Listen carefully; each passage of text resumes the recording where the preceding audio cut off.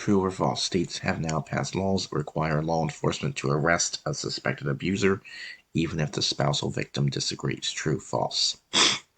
Why may a prosecutor decide to not bring charges against a spousal abuser? Choose all that are correct.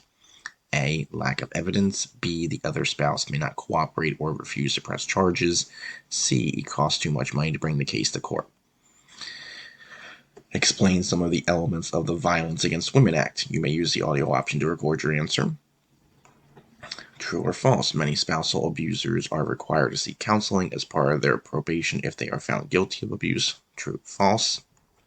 What is a cohabitation agreement?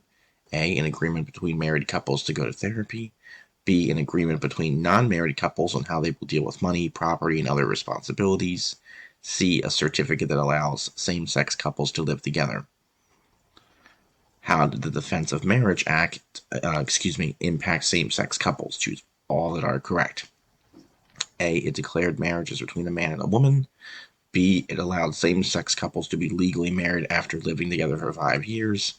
C. It allowed states to determine if same-sex couples should be granted civil unions. Fill in the blank with the correct word. Blank was the first state to grant civil unions or marriage between same-sex couples.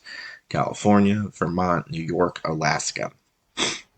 In 2022, Congress passed the Respect for Marriage Act, which requires states A. to sentence spousal abusers to a minimum of 10 years in federal prison, B. allow same-sex couples to marry, C. recognize civil unions for same-sex couples even if they occurred outside of their borders.